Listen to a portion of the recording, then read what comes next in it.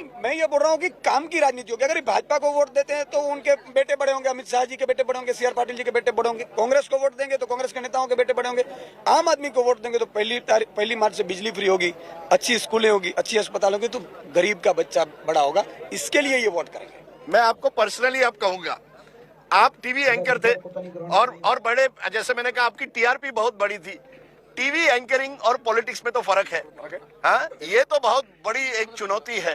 क्या आप मानते हैं कि क्या आप वाकई ये ट्रांजिशन टीवी कैमरा से जनता के सामने कर पाएंगे ईशुधन भाई, या कहीं ना कहीं आप मानते हैं कि ये चुनाव जो है पहली बड़ी लड़ाई है आम आदमी पार्टी के लिए, अभी तक इंतजार आपको करना पड़ेगा? पिछले चुनाव में तो आपके सारे कैंडिडेट्स की डिपॉजिट गई थी।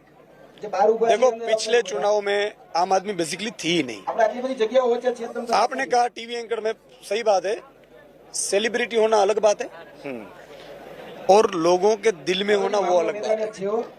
आम आदमी पार्टी में एंट्री मेरी हुई, उससे पहले मैं जब टीवी एंकर था तब भी लोग मुझे एक मसीहा की तरह किसान देख रहे थे, आउटसोर्सिंग कर्मचारी देख रहे थे, बेरोजगार युवा देख रहे थे। और जब मैंने राजनीति में एंट्री की तो सब लोग मेरे साथ जुड़ गए।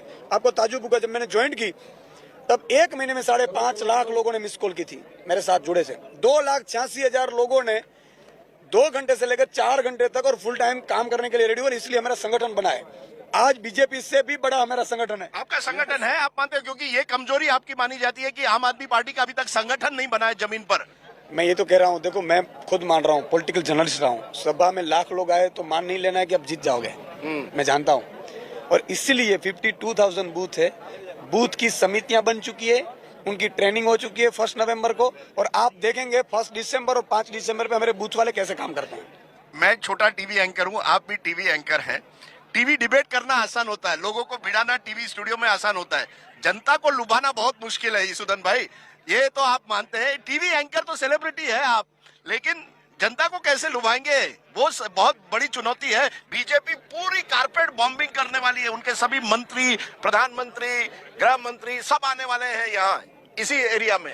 राजदीप भाई, जनता को लुभाना नहीं है, जनता के दिलों में हो। और यहाँ गुजरात में मुझे एक शब्द बोला जाता है, बीजेपी के जितने मंत्री उतार दें, गुजरात के लिए टाइगर अभी जिंदा है। अरे अच्छा, आपको एक तरह से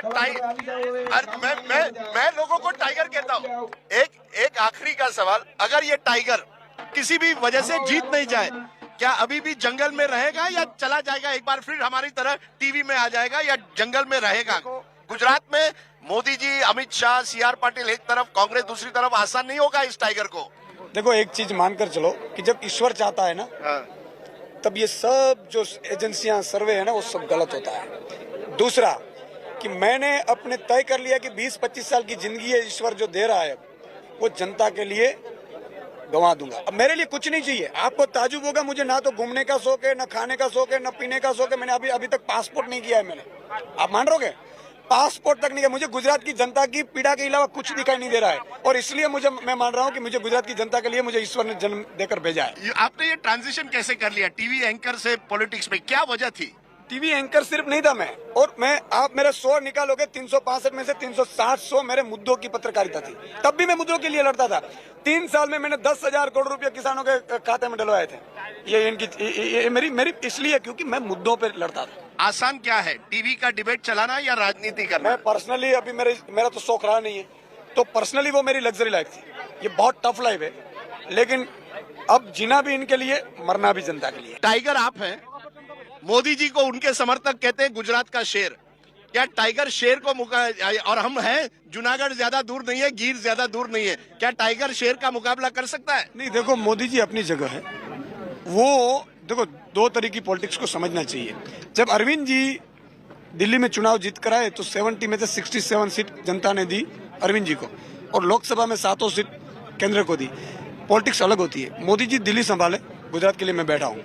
गुजरात के लिए आप बैठे हैं, और आपको लगता है कि अरविंद केजरीवाल की राजनीति गुजरात में भी सफल हो सकती है? बिल्कुल होगी, बिल्कुल होगी, उनकी उम्मीद है। देखो 50 लाख तो गारंटी कार्ड हमने बिक दिए। 50 लाख 50 लाख में गारंटी कार्ड बिक चुके हैं हमारे 50 लाख, और अभी भी तो कम पड़ रहे हैं। जो आपने लोगों को गारंटी दी है, जो आप, अगर आपकी सरकार आएगी, 50 लाख भी आप लोगों के सामने रख चुके हैं। 3 परिवार गिनोन तो 1.5 करोड़ वोटर होते हैं। तो कितने, अच्छा चलिए आखिरी में कितने सीटें आएगी? पूर्ण बहुमत की सरकार आएगी। पूर्ण बहुमत की सरकार आएगी। 8 दिसंबर को आम आदमी पार्टी की सरकार आएगी और गुजरात नहीं पूरे देश और इंडिया में इतिहास लिखा जाएगा। क्योंकि जितने भी पोल आए हैं वो आम आदमी पार्टी को 10 से कोई 10-15 ज्यादा देना है। वो उससे इस पे इसलिए विश्वास मत करिए कि दो चीजें, एक तो वो विश्वसनीयता नहीं रहे, दूसरा कि जब नई पार्टी आती है ना तो जज नहीं कर पाते। आपने 2013 का चुनाव देखा होगा, 2013 में कोई सीट नहीं दे रहा था आम आदमी पार्टी को, फिर भी 28 आई थी। इसलिए इन पर मत जाइए, गुजरात की जनता के लोगों पर विश्वास रखिए। आप टीवी एंकर को क्या टिप देंगे? अगर टीवी एंकर कर नेता बनना चाहे क्या टिप देंगे उनको? ऐसे नेता नहीं बनना चाहिए। मैं तो मान रहा हूँ कि अच्छाई करने के लिए ईश्वर वो तय करता है अपना रोल, लेकिन बनने के लिए नहीं। ये तो गंवाने के लिए आना है तो नेतागिरी करनी है। चलो वेरी गुड, थैंक यू।